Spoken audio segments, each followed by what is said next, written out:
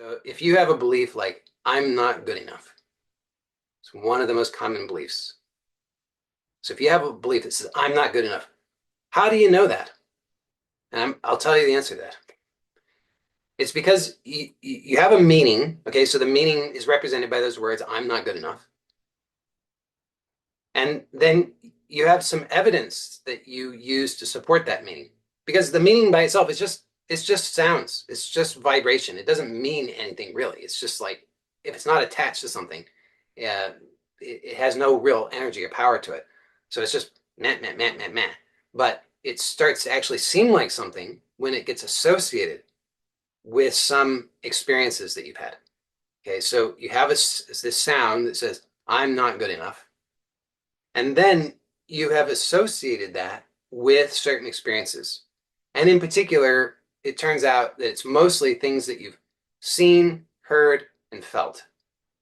And so you can just think about what are the things that you've seen, heard, and felt that to you mean I'm not good enough or whatever the belief is. And then just ask yourself, how do you know that those things really mean that? Right? So you've seen things, you've heard things, and you've felt things, and you assumed that they meant I'm not good enough or whatever it was, whatever the belief is.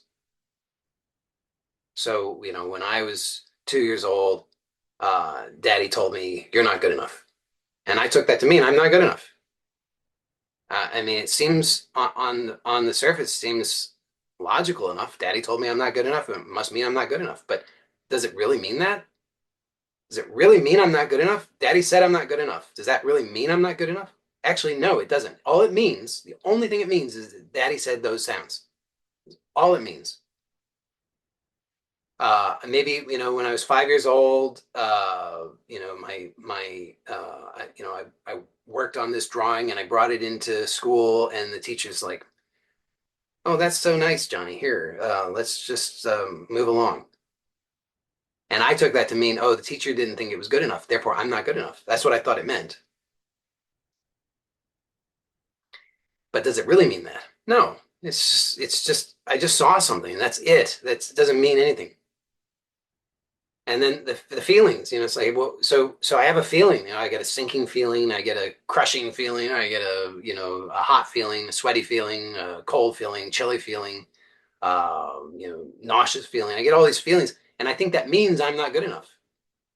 Does it really mean I'm not good enough? No, it's just a feeling. Feelings are just sensations. That's it.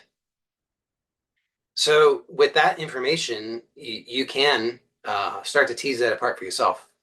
Like I said, if you really wanted to learn that in more detail as I teach it, I have those opportunities available. But with that information, that's the underpinnings. You can start to just explore that and just tease those things apart for yourself. You can just investigate with any belief that you have and just find out, what did I see? What did I hear? What did I feel that I thought meant whatever the belief is? And then just find out, did any of that actually mean what I thought it meant? When you can really truly see that none of it ever meant anything, it was just whatever it was. It was just some things you saw, some things you heard, some things that you felt. Then you no longer have the belief.